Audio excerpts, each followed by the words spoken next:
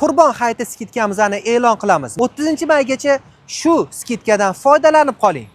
Noldan gaplashish kursimizda 1.500.000 so'mga 6 oy muddatga olishingiz mumkin. Qarang, 6 oy muddatga 1.500.000 so'mga yoki noldan 6 oylik kursimiz bor. Noldan ingliz tilini 60% gacha Intermediate B1 tugatguncha kursimizda 1.220.000 so'mga, unda ham 6 oy muddatga. Bunaqasi hali bo'lmagan.